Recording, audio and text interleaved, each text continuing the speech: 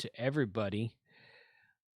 And let me know. I have changed something somewhere because when I'm watching the chat with the audio on, I can no longer hear my voice. I hear the music playing in the background, but I can no longer hear my voice for some reason on the YouTube channel. Okay, yeah. So I hear myself now. I don't know. It's a setting from the scene before with the music playing. I've changed something in there. So now when I'm talking into the microphone, I can't hear myself. So it's working though. Okay. Good afternoon. Lunchtime Livestream Ham Radio 2.0. Thank you for joining us today. I'm excited to bring Callum on. He's in the Zoom chat. I'll bring him on in just 1 second. Good to see everybody today. I wasn't going to stream today because I actually was going to take my wife to a basketball game today. Our anniversary was yesterday, and I gave her basketball tickets to the Texas Tech basketball game for Christmas, and they're playing at TCU down here in Fort Worth today. She went to Texas, graduated from Texas Tech, and their basketball team's doing really good this year, so I bought her some tickets for Christmas. Well, they canceled the basketball game. Apparently the coach, I think it's the TCU coach, has COVID, one of them. So they've postponed the basketball game, and they're going to do it at some other point in time that is not today. I don't know. So I don't know when. Tank says I'm 5'9". Good deal. All right. What's that funny hat and puffy jacket for? It's not a puffy jacket. This is a fleece zip up. This is very lightweight, actually. Funny hats because I'm always wearing a funny hat. Always. In fact, you can see through my head right there. Yeah. The American flag, you can see through it right there. Shut up with you warm weather guys out there, Adam. But thanks for being in the chat today.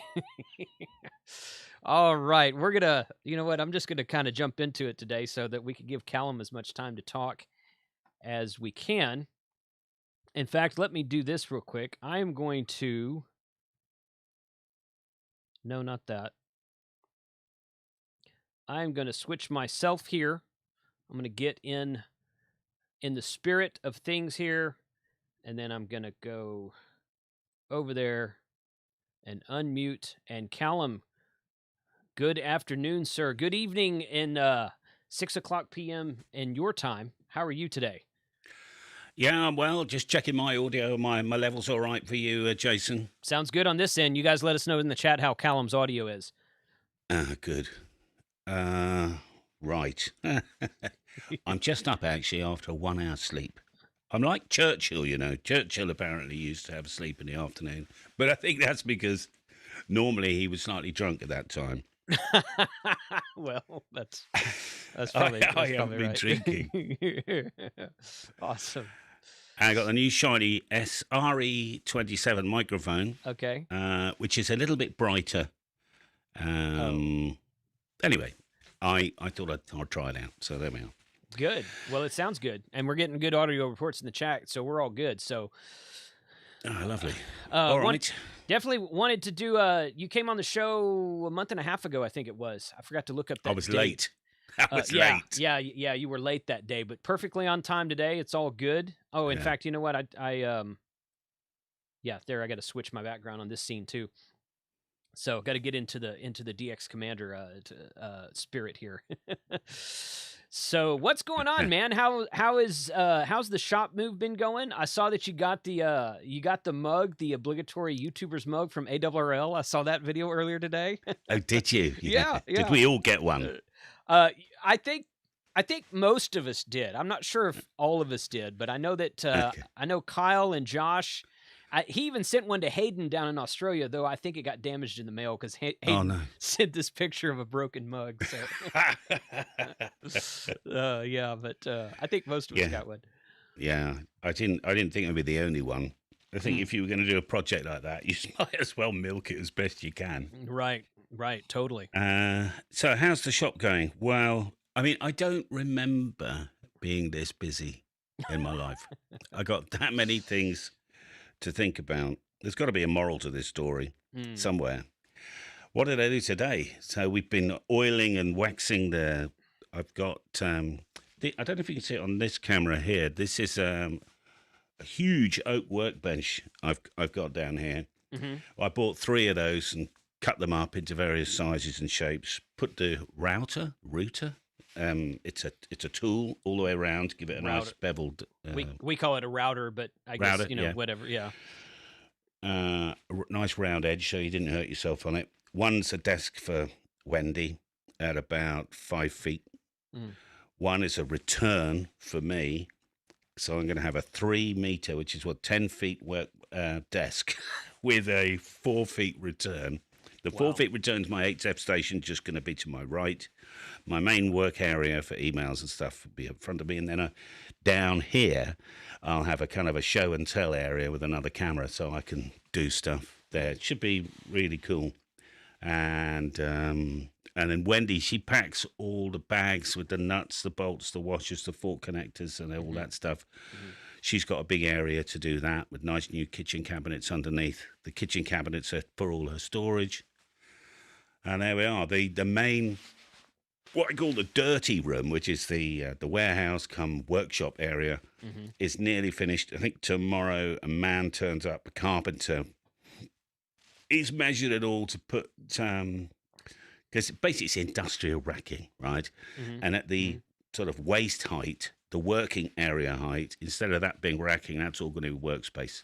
So I've got 5 workstations effectively to do various things. It's just it does overrun, like all these things, doesn't it? You can't help it. Is it a larger area? We call it square feet here in the U.S. I'm not sure what your equivalent is. Meters per or square meters, Square feet's fine. I think it's square feet. Yeah. Is it a larger area than your previous? Yeah, shop? So it's 3 to 4 times bigger. Oh wow. Okay. Well, that's good, right? That'll allow you to turn out more product, or at least have more product organized. Maybe that's what I would do if I was to get a bigger shop. I would just be more organized. I wouldn't be able to do anything any faster. But... Well, you see, the thing is, Jason, that although the modern world thinks in this just-in-time solution, so in other words, I've got 10 cardboard boxes left, I'll order another 100. The trouble is with this pandemic, I went to order another 100 because I couldn't in the old shop, I can't physically store much. So the only thing I've got to have to order a lot of is the physical DX Commander poles. They come in from China. So I ordered them by the 1,000. And when I get a new commitment assignment, if you like, consignment arrive, that's me full up to the gunnels. So I intentionally ran out of cardboard and then discovered that the whole of the bloody UK had run out of cardboard. Wow. So I get cardboard boxes, I think.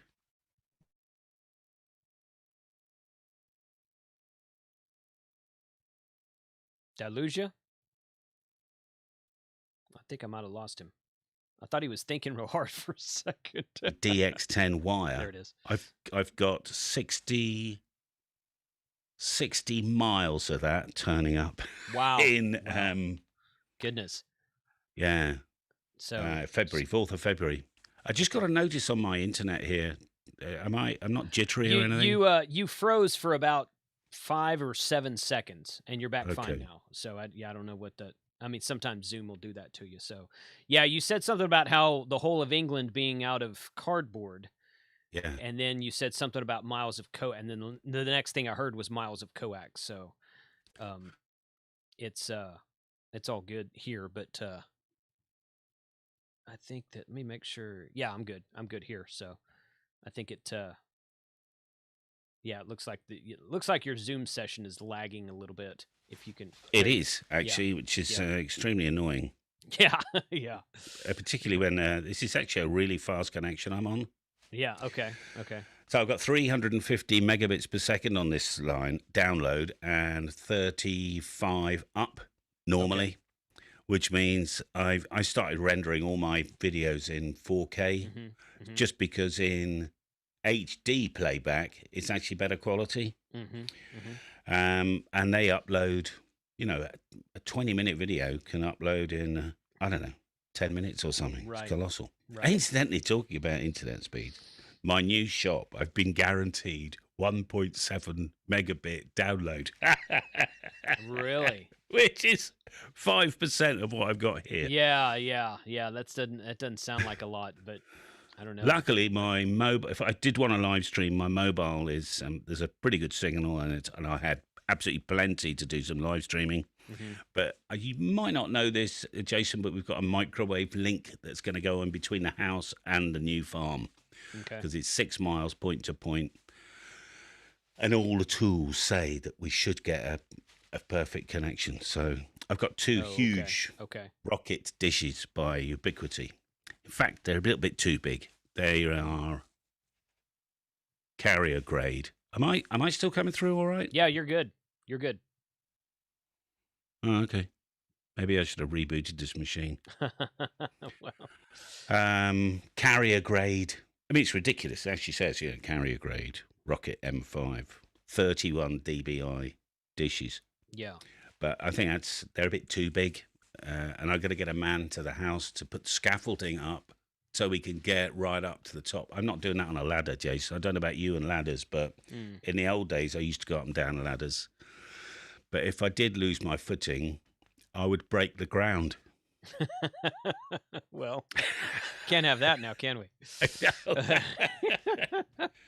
What's the other thing we tried out? I was worried about how to move physically all the stock, but actually, Lockie, my son, and I, we can do about 350 poles together in both our cars in one trip. So 2 or 3 trips, we should have all the poles moved. The only thing I can't physically move is I've got a big dispatch table I made years ago out of 4-inch larch timbers. It's a lovely big bench, workbench. It's 2.2, so it's 7 or 8 feet wide by 4 feet deep. And I don't want to leave it down the old farm. I want to bring it, so I might have to hire a van, or I'm sure one of my subscribers have got a big truck. We can shove it in the back. Yeah, Something maybe like so. that. Maybe that would work. Okay. Good. Anyway, so I was going to ask you a couple of questions. Sure. So yeah, what have you got planned this year coming up then? Have you got a new something new, a fresh approach, or are you just going to do some of the great stuff that we all know and love that Jason can do? I've both.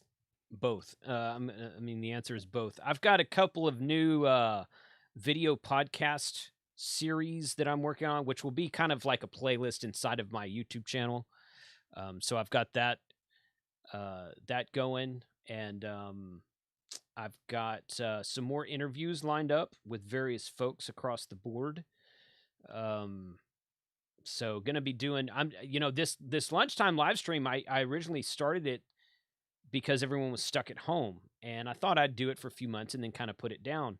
And when I tried to wind it down back in like October, November, and everybody was like, no, this breaks up the day. This is great. And I'm like, okay, Nice. well, as long as I have like I don't do it every Wednesday. I'll miss a Wednesday every now and then, but as long as I have somebody to talk to or something to talk about, I'll probably keep this going, because I think most people are still working from home.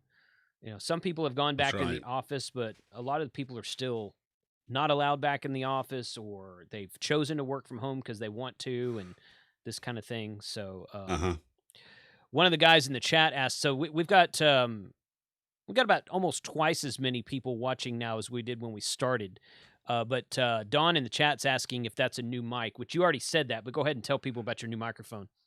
Okay, well, this. So the old one is here, and it works fine. It's the RE27 20, which is a really soft, deep AM broadcast microphone, and this one has got a neodymium magnet ND. I can't remember, can't say the word. So it's got about 5, 6, 7 dB more kick. So just through the basic mixer, I just get a higher level. And so I bought it on a whim because they're quite expensive, but I got it at trade price, you see. It's actually one of the subscribers on my channel is the Electro Voice dealer or something in the UK. And he wanted to prove to me that he'd sold it to me at trade price. So he sent me the invoice from Bosch in Germany, who supplied it. Bosch. I mean, you imagine, Yeah. the same people who do like power drills and stuff. Right. Yeah. Anyway, they must have bought Electro Voice, and so it's a brighter microphone. In fact, I'm probably a little bit too bright. I mean, your voice is really deep, so it sounds good to me. It doesn't sound too. So that's it. That's it, completely flat with no EQ at all. There we are. Okay. Yeah. I did see on the chat somebody wanted to understand what we were doing with the antenna farm bit. Yes. At the new farm. So the landlord, the manager, call it the landlord, the management company that I agreed with, have already put the tram rails in, the concrete. I've got to get over like a 12-foot concrete road. So they've cut the tracks to then dig the concrete out. Okay. Then they're going to dig all the way to the antenna field, which is about 160 feet in total. And they're going to put a 4-inch pipe in straight. And I'll have access both ends. And then we can feed what we want anytime, Nice. I mean, it'd be a bit of a hassle to feed a new, because I know what it's like. But I'll leave a few paracords in, because what happens is when you put something through and then put another one through, you can end up with this sort of twist stuff going on. Right. So if it gets too much, best to pull the whole bloody lot out and then rethread it, But I'm thinking of actually putting mains out there as well on an armoured cable. Probably 7 or 8 coaxes. Couple of control lines for relays. I don't know what I might want to do in the future, so I'll do all that. Now, Somebody wanted to know on the chat whether I'm going to put the doublets that we've got that used to be great on 80 meters, whether I put the doublet back up. But the trouble is, there's no overhead cables at the farm at all. The Holly Farm Industrial Park or something, whatever it's called, business estate or something. So, do I use a pair of matching coax as balance line to a doublet? I mean, I don't know many people that have done that, actually. That'd be quite cool. So I can carry on using my big tuner, and you strap the earths together, and then you run the balanced line down the centre conductors. Right? So I could have a doublet that way. And then when it comes out the earth, the other end, you convert it back to 450 ohm, put a big doublet up, and then that could be my low band NVIS sort of thing. But on the other hand, for the once a year I go on 160 meters, maybe I just don't do 160. I could do a fan dipole for maybe 80 and 40, and then have a switch to go to my Nebula or oscillator, as Emily said the other day. Oscillator. I hadn't heard that one yet. The oscillator. I think I didn't actually put it. It's about 5 videos ago, Jason, because Emily was doing what is a beat frequency, and then we were doing a live quiz, and she went oscillator, and it was an oscillator, you see. So everybody wants my new antenna to be called oscillator, which is OSK, right? Right. Oscillator, yeah. I'm just taking my puffy jacket off. So that should be really quite funny. Anyway, so I'll put the oscillator up, or something similar. The landlord and the management company that run the whole site actually are really, really, really nice. I've got to thank a fellow called Duncan actually on my channel who, when he knew I had a problem with the RF and the landlord and that sort of thing down at Uplands Farm where we were, he got on Google Earth and crawled around actually old disused aerodromes, just looking for patches of land. And for me, I didn't know this, and he came across Holly Farm. There's 100 businesses at Holly Farm, and I was worried actually a little bit about the noise level when we went to visit it. But anyway, Duncan tracked it down. We went along, and anyway, cut a long story short, I've done the deal. But I've got an HF set in my car, and it was quite interesting because during the day, the noise level isn't super high, but there's 100 businesses there. There's going to be some noise level. Sure. But at night, it's fine. At weekends, it's fine. And that's really when I use I want to use particularly at weekends, you know, when you want to have a laugh on the on HF. Of course, we'll put 2 meters and 70 up because I've got this 9700 here that's been switched on maybe 3 times in 18 months. I think that might be quite good. Oh, there's Tom. By the way, I publicised this on my Discord as well, Jason, just to see if some of the regulars wanted to pop along. Okay, thank you. Good. You were talking about coax a minute ago. You're still using the Mezzi and Poloni coax, right? Well, I'll put a bunch of different stuff in.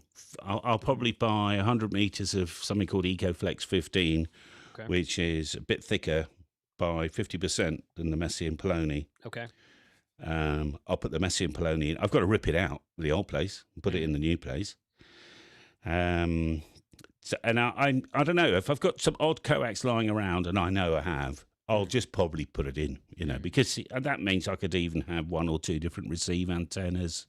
Right. You know, all sorts of ideas. I've got oscillator, says Bob. Yeah, Bob. That's Bob from Our Finder, Bob. The guy who makes those phones. Oh, mine's inside. The Android phone, that's the 2-way radio built into an Android phone. Blimmin' hell, really? Moonraker sells them over there. You can see them. Is that right? Yeah, you can read about them on the moonraker.eu website. God, that's that much blooming gear, isn't there? I know it, yeah. But yeah, Mezzi and Polomia, the reason I ask about it is because I'm rewiring my shack right now, and Gigaparts sent me a bunch of their coax and wanted me to do some stuff with it, and that guy, what's his name? The Italian guy over there, that kind of Stefano, I think it is. yeah, that's him.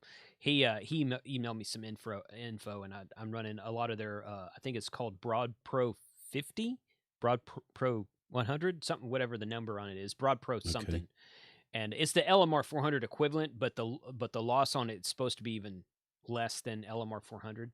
I didn't know that. Yeah. So it's there. Because I was even looking at maybe for one of my lines to go down to 7/8 Andrews stuff, which is, I think, hardline. Yeah. Trouble is, it's difficult to bend that stuff, isn't it? Yeah. I've got some 1/2-inch hardline laying around here that was donated to me a while back, and I figure once I get my tower in the air that I've been talking about for like 3 years, I've got a couple of UHF and VHF Yagis. I got like a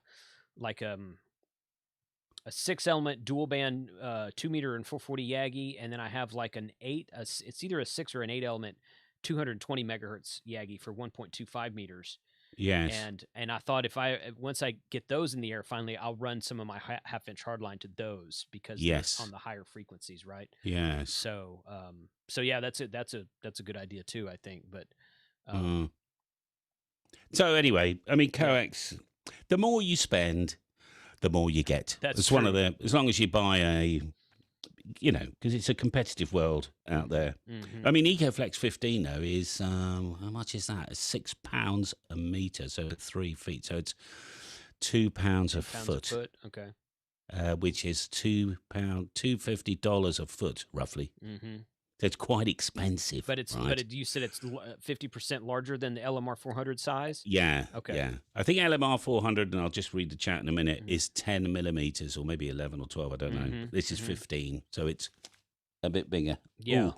And they've got an LMR 600. A couple of the guys I've seen run to their stations out here, and it's like, I think it's even bigger than that. I think it's like twice as big around as the 400.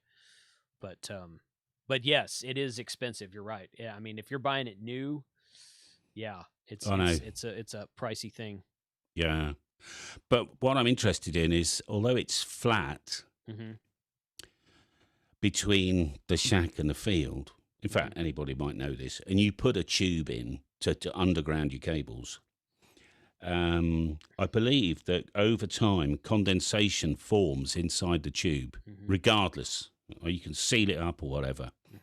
And I know this because I remember I had a company once that had my men dig a big trench. It's a multi-millionaire's house, actually, between his house and the generator house, right? He had a backup generator because parallel to this was an oil line, and clearly they thought it was leaking. So they dug it. But we had to traverse this big black corrugated tube And the owner of the house said, yeah, that will be the electrics from the generator house to the main house. But one of my lads nicked it, which is not a problem. It's just to protect it from the soil. But it was completely full of water. Now, it was sealed at both ends. I mean, it's completely full. It must have been a ton of water in this thing. And it actually filled up the trench that they were digging. So I was actually on the phone to Tom Rowlands this morning, just thinking about this.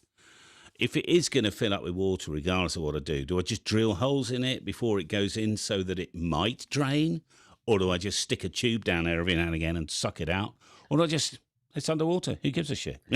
I don't know. I mean, they make that direct berry version of coax, like L-Morph. I've got direct that. berry. That's the one they sent me. So if you're putting that in a tube and the tube gets moist, I'm thinking, who cares? That's what I think. I mean, I can see you wanting to keep water out of it. Sure, in long term, you would want to do that, but yeah, maybe some drain holes in the bottom of it every now and I don't know. Yeah, I might ask him just to, because they'll put it on a bed of sand or something. Yeah. Just put a few holes in it. Anyway, I don't know. Somebody in the chat says pressurize the tubes. Well, you'd have to pressurize it with dry nitrogen, though, wouldn't you? Yeah, something like that. I don't know. And then, in my luck, it'd explode. Yeah. Trouble at pit. Yeah. Yeah, okay. So, Don asks, it's cold in my shack. I'm like, I've been cold all day. It's not really cold in here right now, though, but yeah, I've been cold all day. Go ahead, Cal. Yeah, so we started off with how's the move going? Right. I suppose I'm just getting used to the idea of, I was a little bit anxious in the middle of the summer when I realised that what had happened in 2020 was that my business had effectively doubled from 2019. It had to double, right, to make it worthwhile. But anyway, and it was just a case of scaling up production, right? So I used to wind wire. In fact, your DX Commander that you've never unboxed will have the old style wire that I used to manually wind 150 feet or 50 meters at a time off, or 100 meters at a time. I can't remember. But the factory now give me, I saved 5 days a month just by getting the factory just making me nice custom DX Commander DX10 reels for 100 meters a piece. And I've gradually, over the last year, solved all those, most of the time issues. So Wendy bags now, and my son does something, and da-da-da.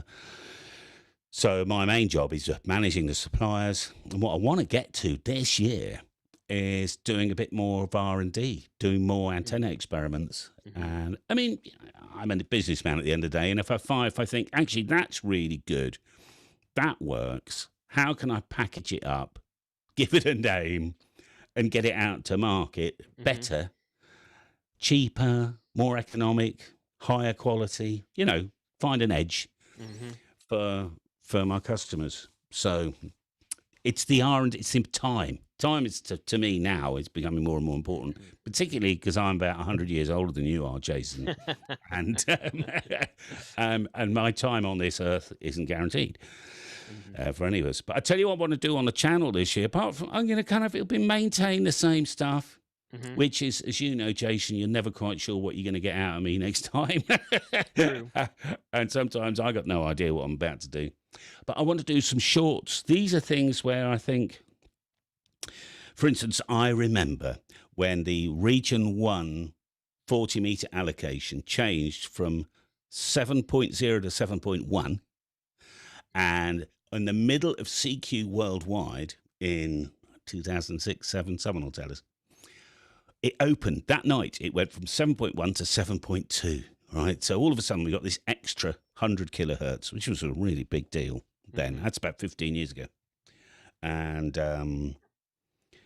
I literally had the clock running, and at midnight I went up to this completely silent 40 meters, found a frequency, and started calling CQ. It was really amazing.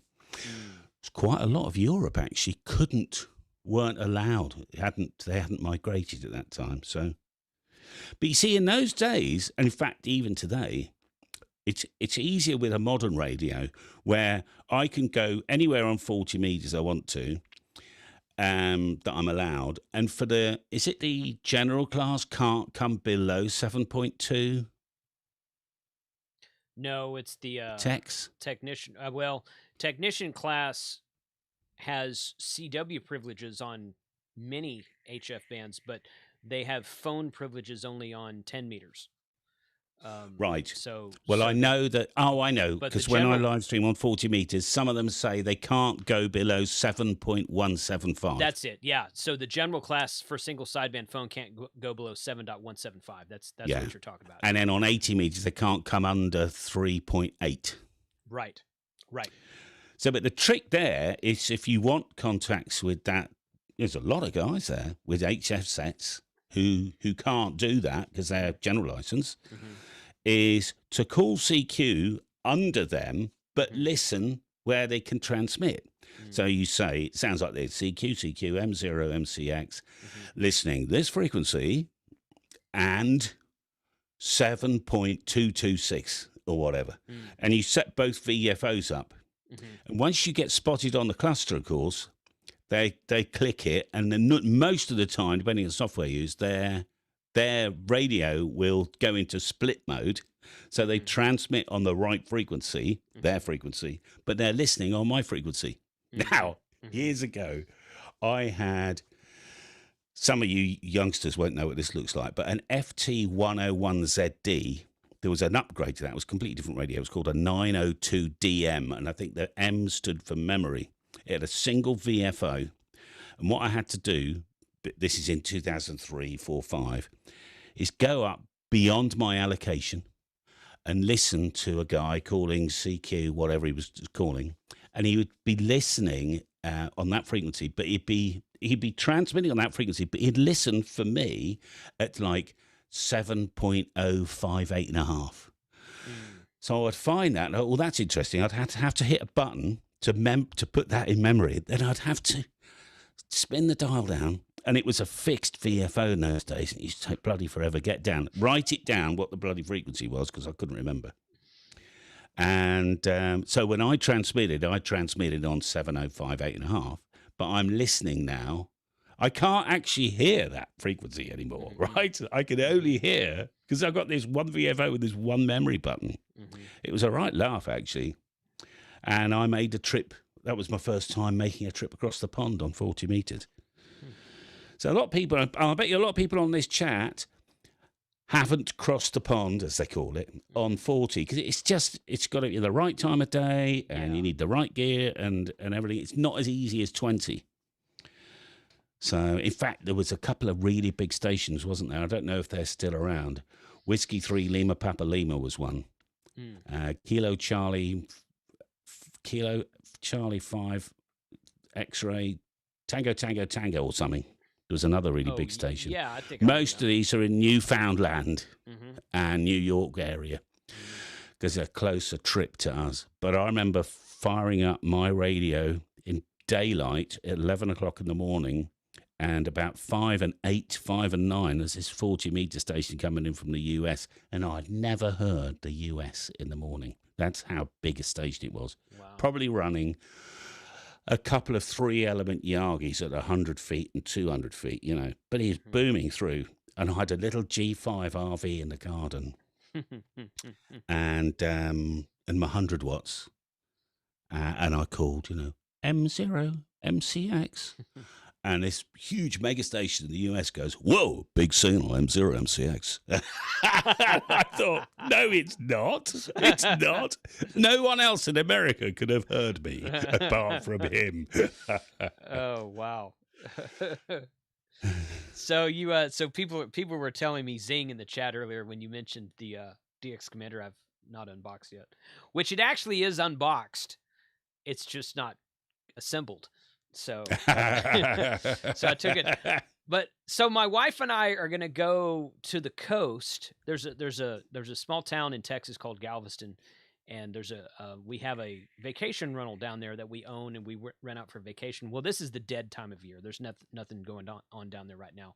So we're going to leave, and after Winter Field Day, we're going to go down there. We're going to spend about a month down there, and there's 2 or 3 parks that I can activate down there that I've done most of them already, Anyway, I had the thought the other day. I was like, you know what? I'm gonna be outside of my shack, not recording videos in the normal place I would be. Um, I might go ahead and take that DX Commander with me and see if I can build it while I'm there, because I'm gonna have some extra time on my hands. You were talking about time earlier, and Yeah, I know, mate. realistically, that's why I haven't put it together yet. It's because I'm always Yeah, thinking, oh, I need to do that. I need to record this video, and usually it's doing videos with something, yeah. but I need to. But if you're in the truck and stuff and you're going down there, by all means take the Classic, and particularly if it takes you, after a few days, I'll build that thing now. That's fine. I was thinking if it just takes quarter an hour longer to build a Classic than it does the Expedition. Oh, But okay.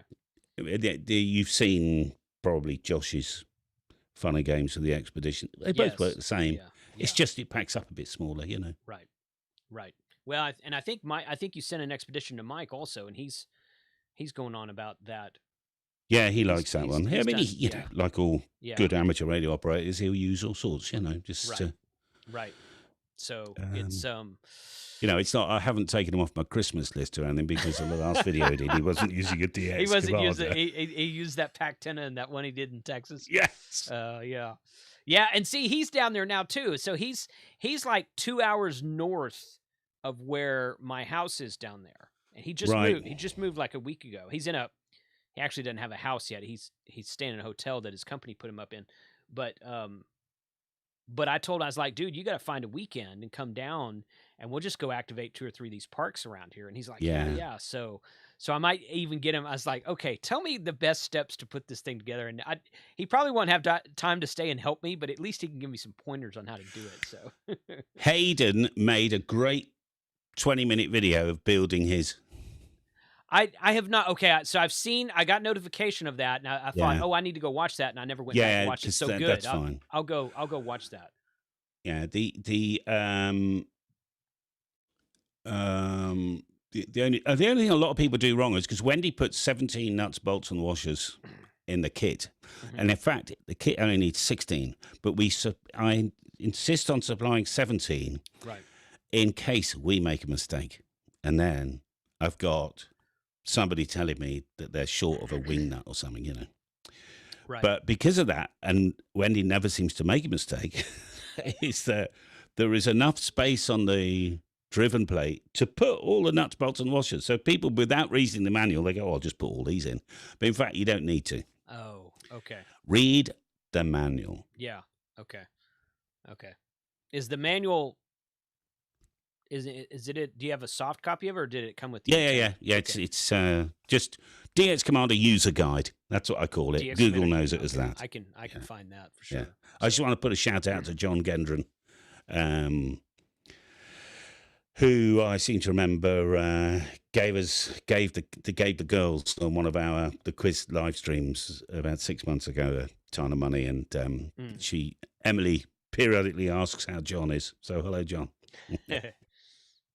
Yeah, he's saying set the thing on the beach with the radios in the water. Did that when activating Kilo 0066 Virgin Island National Park in 2018. The DX Commander was a monster on the beach. Well, you know what? Yeah. I mean, I'm going to be down there long enough, and like I said, February is kind of a dead time. Now, there's not many pedestrians or visitors, tourists, I should say, down there. I wouldn't actually put them in the water. I'd just put them on the sand. Okay. Because actually they lose. They need to be, ideally, they need to be on the surface. On the surface, okay. So the radials that were on the sand were doing the hard work, and the ones in the water probably weren't. Okay. It's a pretty even. It's not. There's no drop off until you get like 30 feet or 35 feet out there in the water. So they're going to be kind of flat and even anyway. Yeah, I mean, even if you are 2 or 3 wavelengths from the sea, it's huge. Mm-hmm. It's a 10 dB kick, so 100 watts becomes 1,000. Same on receive as well. That's awesome. That is great. Yeah. So I've been wanting to do some on the beach activations anyway. I've got 1 or 2 antennas I've been wanting to do that with. So the DX Commander should be a fantastic. The only problem is that mine is the Classic, so it's not as easy to put up and take down. But Well, it's tougher, actually. It is. It's a heavier piece of kit. hmm Nicer, actually. hmm A bit more expensive. You've got the upmarket model, Jason. Now, how many bands does it like? If I use all the wire that came with it, how many bands does it cover? If you use all the wire, it's ridiculous. You know, you get 12 meters, you get 30, you get anything you want. Okay. I would personally build it as an expedition. In other words, I'd build it probably with 3 or 4 elements. Okay. 4's ideal. You know, miss out 12 and Yeah. 30. You know, unless you want to do load of FT8. Does it have an option for 17? Yeah. Okay. All the bands. Yeah. Yeah. So I'd probably do like 17, 20, 40, and maybe 80. I don't know. 80 might be too much. Yeah. But, so. And you could always just run a little stubby 10 meter up the side, you see. Yeah. Still in the manual. Yeah. Okay. Good. Good. I think 4 elements gives you loads, you know. Okay. Perfect. Well, people keep talking about how awesome it is. So I mean, it's just simple though. It's just simple. Yes, Honestly, yes. I'm not a genius. Yeah. Just a hard worker. No, I got you. Never really heard anything bad about it. So. No, I think the guy who owns the company is amazing.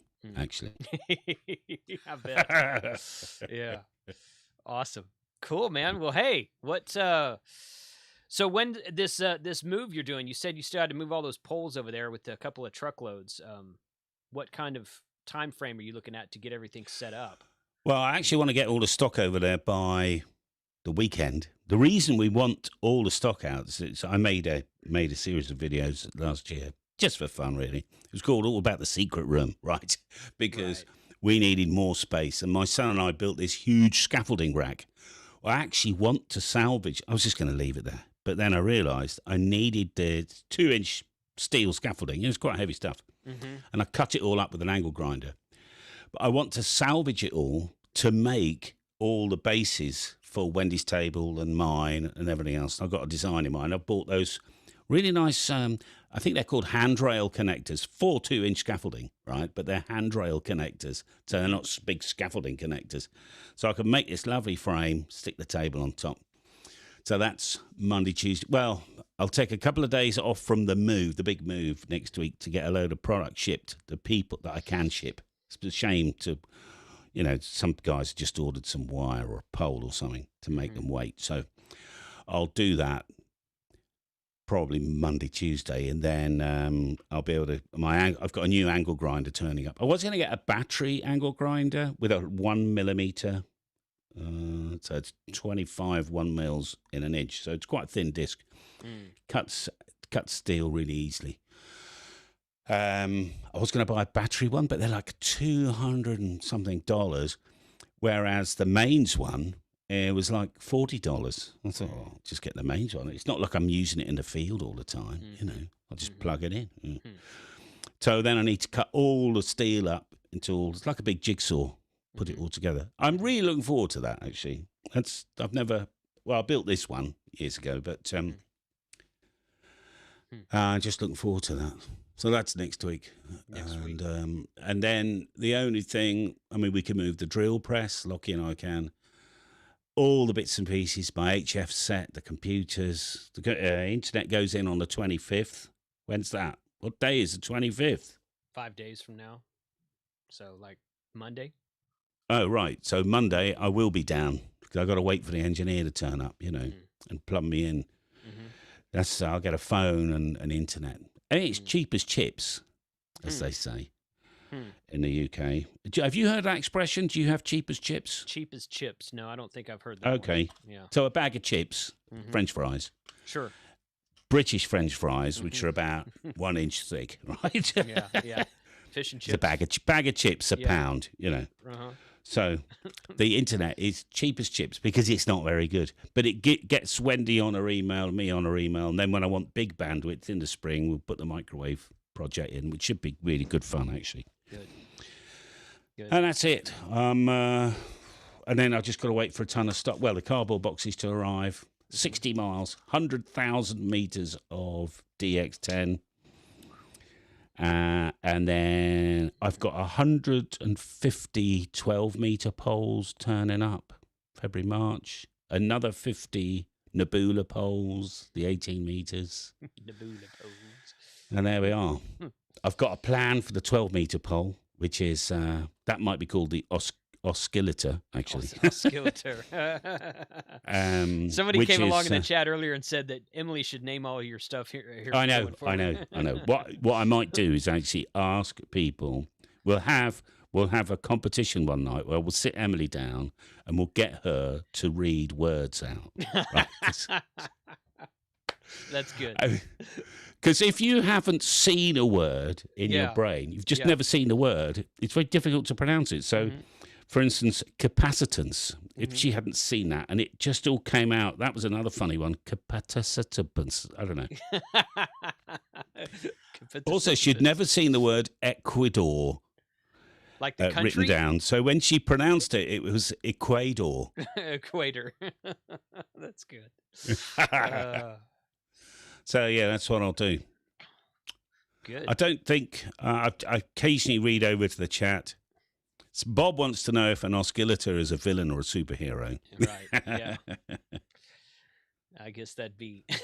That's up to you. Hey, Jason, do you run? Have you got a mobile amplifier or a small amplifier as well? I don't have a mobile amplifier. No, not right now. I've got a small. I've got a KPA 500 that I grabbed in an estate sale about a year ago. Is that a 12 volt or do you plug it in? It's got a built-in power supply, so you plug it in. But for a 500 watt amplifier, it's lightweight. It's not that big. It's only about yay big, the square like that. Yeah. And it's heavy, but it's not, for an amplifier. It's not amplifier heavy. So it's easy to take to like I'm probably going to take it a winter field day. Okay. And it's easy to take to places, especially if you're driving somewhere. It'd be easy to take somewhere. So. But that's the only. Because I've got this Tokyo high power HL700B, but it's not mains. It's 12 volts, but it's like 90 amps or something. Wow, does about 700 watts. Wow. I've never really used it in anger. I've tested it. Okay. I've got 2 big batteries. I've got everything to do it. But then COVID hit us, and I've just never been out of the house since, really. Well, apart from the workshop, you know. Somebody's just said the great thing about doing a show with Callum is while he's talking, you've got time to go for a bag of chips and a coffee. Once I start my chapter, you can't stop me. That's true. Will the Nebula tune up the entire 80 and 75 meter band? Oh, I made a video about this. I seem to remember it went from 3.6 to 3.8 under 2 to 1. So it's a 200 kilohertz 2 to 1 bandwidth. So pick your favorite part of the band, cut it to tune there, and then if you want somewhere else, hit the ATU button. Good idea. Yeah. What tuner do you personally use on it? Well, I mean, I don't ever use a tuner with my DX Commander. That's the thing. So I've got a big balance tuner, and it'll tune coax as well. It's the Palstar AT4K. It's quite a big box, actually. And it says in the manual that once every 6 months you take the cover off and blow out the dust, which is why when I was testing it on, we get a tiny allocation on top band, 1.846 to 1.85. We're allowed to do 400 watts on top band.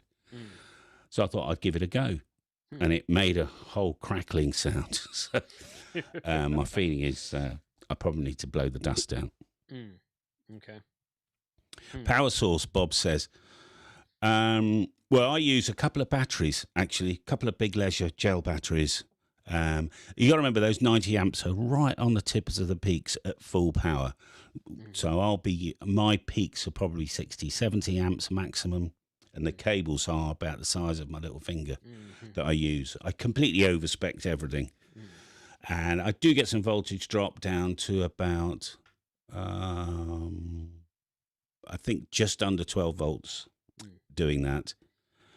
And the amplifier will work down to 11 volts. There we are. Because I was going to use it with a TS590. and that spec, it says it will work down to 11 volts as well. Though some of the linearity apparently goes out or something. I can't remember, but anyway. That's the thing about 12-volt rigs. They're quite tolerant, I think, Jason. I mean, you can't run them at 9, yeah, but, Right. Yeah, you but could run them at 11. yeah, 11 to 14 usually, something like that. And depending on the manufacturer, but yeah, they do seem to be quite tolerant, much more than an AC power, than mains as you call it. So Yeah, AC, yeah. mhm. AC's better because you can run it. The internals are a little bit different, aren't they? They can run 50-volt lines instead of 12-volt and all sorts of stuff. Yeah, true. Ballon floor, says Kevin, for the AT4K. Oh, well, there we are. Good. It worked for me, but that was a very high power. So it might have been more than 400 watts. I might have been using my special license, which ran out. Because you probably heard the story, Jason, when Ofcom sent me a 1,500-watt license for research and development purposes, but I was not allowed to use my call sign. So I remember getting on the phone to the guy. I said, well, what call sign do I use? So, well, you don't use a call sign. So, okay, so what sort of transmissions do you want me to make? Right. Well, they're just not two-way. So, you make a test transmission. You can go, this is an official test. You can say what you want. Just don't use your call sign and don't respond to anybody. So this was 1,500 watts of certified QRM. So one night after a live stream, I got it somewhere on the channel, I read a poem out. And I was also one night a fake numbers station. I just used a random number generator. 57291. There was people in fits of laughter. Yeah. But of course, I could get my signal reports on the live chat. It was quite funny. Would have been fun to do a whisper transmission. See how far the 1,500 watts would reach out there on whisper with what you were using. Jeez, can you imagine that? Andy Cowley says he remembers that. Oh, I don't doubt That it. was actually quite funny. I had a lovely email from a guy called Chris in Scotland because I read out the poem "If" by Rudyard Kipling. I recommend that all people setting up in business or have a business read that once a year. But I got this lovely email from him. He said, "Hello, Callum." He's Scottish. My father gave me that poem, he said, when I was a boy to read, framed. And you reading it out on the radio there the other night, it really brought back memories of my dad. And I don't mind saying it brought a wee tear to my eye as well. In fact, maybe it was a Scottish thing. My dad gave me, my 13th birthday, I got a framed copy of "If" by Rudyard Kipling. And I made it, oh, that's very nice, thanks. And I'm thinking, like, where's my bloody present? That was it. That was it. Your Scottish, your Scottish accent's quite good.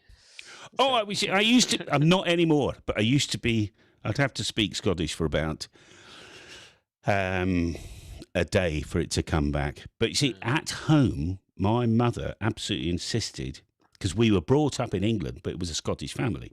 I was not allowed to speak English at home. My mother would bang the table if she heard any English coming out. So I was 100% Scottish at home until I was until one day I realised my sister wasn't obeying the rules and was talking English. And I thought, oh, well, hell with it then. I'll go English. So I did. But friends would come round to the house. They say, hey, you're talking Scottish. I've never heard you talking Scottish. Yeah, that's because I'm in front of my family. Yeah. But down south, which is the southeast towards London and that, I don't know if we got any YouTubers with a sort of a London accent, but they talk like that down there, don't they? I just picture Hayden in my head when I think of that. I was like, oh, Hayden, that's close. I don't know. You know what? There's two it's types. Got the nasally bit. There's two types of accents here. There's Texas and there's not Texas. So Well, even my son can recognize like a New York accent because, Yeah, we watch yeah, Netflix and yeah. Amazon and all that Well, stuff. Bob So we in get the there, big film. Bob in the chat. He's from New York, and New York. he and I Yeah. know he and I will get in. We don't get in arguments, but we get in heated discussions. He's a good dude. He's a good friend of mine. So we'll talk to each other like we're mad, but people are looking at us and we're like, we're not mad. We're just talking. But he'll say stuff. He'll say the way he says DMR talk group. He says talk group. And every Yeah, time yeah. he says It's it, like two syllables. I say, what did you just say? And he like talk group, and I'm like, oh, talk group. I was like, oh, okay, oh yeah, go ahead and continue, Bob. And I give him a hard time with that all the time because Tremendous. he's not the thickest New York accent, but it comes out sometimes. Yeah. You can hear it. So, Yeah, tremendous. yeah, but it's Well, fun. nearly an hour we've been on, Yeah. young man. Yeah, this is good. Yeah, I usually go for an hour these days.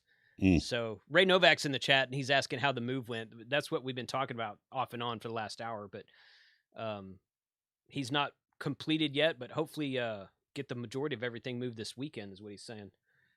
Well, I try and put a big update video out on the Friday nights, just for the weekenders.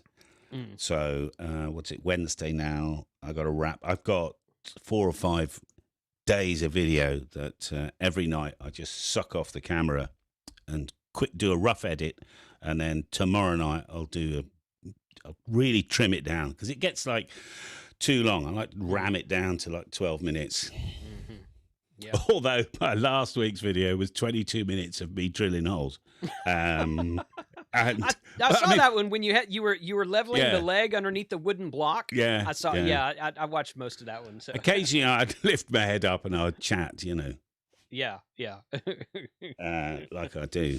But I must admit, and I don't know if you ever put yourself in all the people watching here, there's 166 people. If you make a video of you doing something, doesn't matter, it could be building a brick wall, cutting a piece of wood, or whatever else. There's 100 ways of doing everything, right? Mm-hmm. And everybody's got an idea of how you should do it. So it's quite funny when I read my comments, it says always someone, well, hundreds of people who say, oh, you should do it this way, you should do it that way, you should do it the other way. And also what I've noticed in America is you've got a power tool for everything, right? So I was just doing it by hand, So you get a great feel when you do things by hand. You go, yeah, that's about right, But if you use a power tool, there's no feel. You see, it's just like snap. Snap. Snap. So what the poem is, it's If by Rudyard Kipling. That's correct. You've got it correct, Dan. Yeah. I saw you ask that earlier on, actually. Yes, Dan, that's correct. Just read it.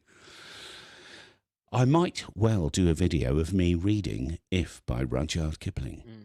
I've read the It's poem. not a long poem. I don't have it memorized, but I know what it says. I've read it multiple times in the past, but it's definitely worth the read if you haven't read it. So cool. Well, Callum, thanks a lot, man. I appreciate you taking the time out today. You're kind of in the middle of all this, and I've been watching a lot of your move videos, so it's been fun to keep up with. And I'll bring you back onto the show in another month or so. We'll catch up with you again and just see how everything's going. Maybe I'll send you a little clip and you can play Sure. it so they can see what we're on about. Absolutely. That'd be great. Cool. I don't think we've missed any questions.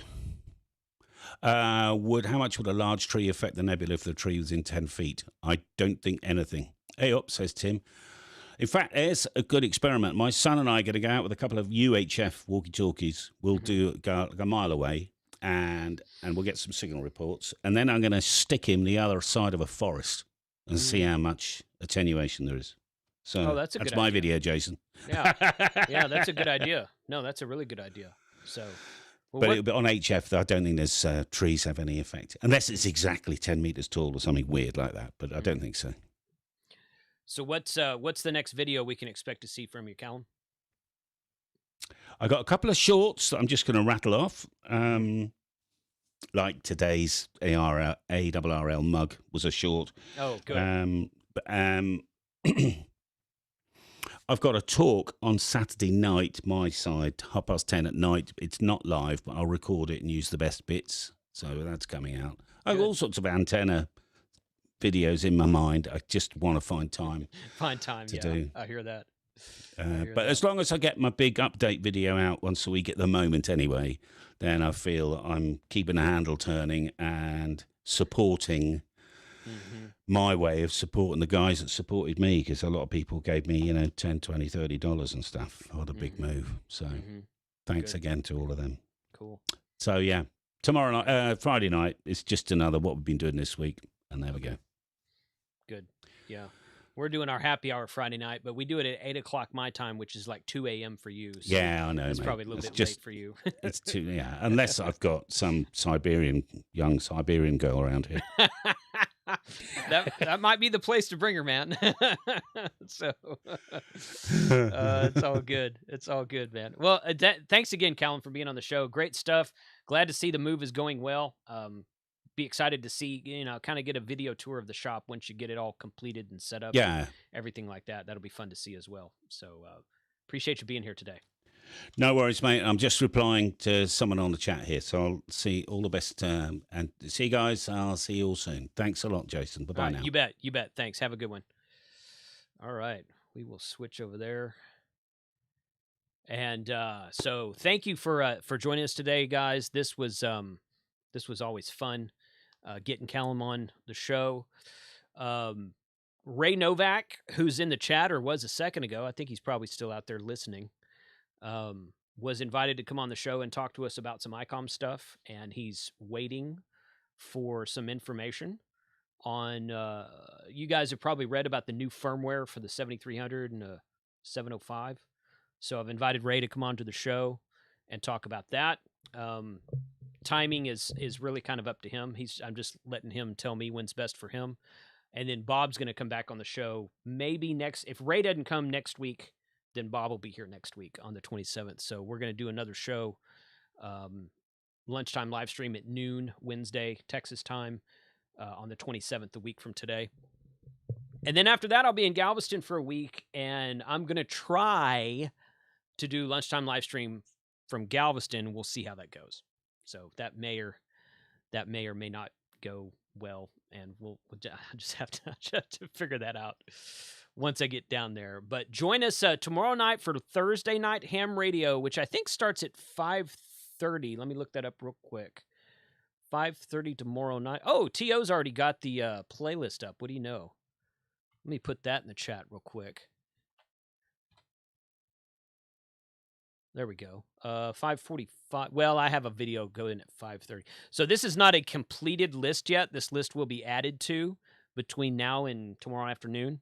But that's the list to Thursday Night Ham Radio tomorrow night. Temporarily offline. He always hosts the playlist for us. So Thursday Night Ham Radio tomorrow night. Friday night is Ham Radio YouTubers Bunch. Oh, well, YouTubers in general. Ham Radio Happy Hour on this channel. 8 p.m. Central Standard Time, which is 2 a.m. UTC Saturday morning. And, Kyle's doing a build video tomorrow night, but I don't know if he's doing that live if we're recording that. I can't remember. That's a good question. So, no, it is. Yeah, so dummy load. We're going to build a liquid-filled dummy load on Kyle's channel tomorrow night at 7 p.m. Central Time. That's UTC 1 a.m. Friday morning. But it's at the end of the link I just shared. It's part of the Thursday Night Ham Radio. So probably going to be joining Kyle for that. I've got all my equipment, and I'm going to see how bad I can foul that up. I don't need these anymore. Let's see how bad I can foul up a dummy load build with the guys tomorrow night. So Thursday Night Ham Radio, Friday Night Happy Hour live stream. I'm going to do another live stream on Sunday. This coming Sunday. I did one last Sunday. I'm going to do one this coming Sunday. Doing 2 Sundays in a row. I'm trying to upgrade my Sunday live stream, and we're going to be talking about the FCC thing that was just announced. If you haven't seen Josh's video on that, he put up a good video about that last night. Go watch that. And we're going to be talking about some off-grid radio comms and that kind of thing for obvious reasons right now, because that's what everybody's kind of into right now. A lot of the retailers have come to me and said, dude, radio sales are off the chart right now. So I think some other YouTubers have mentioned that same thing. So that's what we're going to be doing Sunday night. So we're going to be on almost every day this week through the weekend. So, and then of course Monday night is Monday Night Ham Radio. So 73 to everybody. Thank you once again for joining us today. Special thanks to Callum. The link to Callum's channel is in the YouTube description below. If you haven't subscribed to Callum, please go click on his link, subscribe to his channel, and then go watch some of his videos and comment on there. He would appreciate that, I know. So 73 to everybody, and we will catch you tomorrow night for Thursday Night Ham Radio.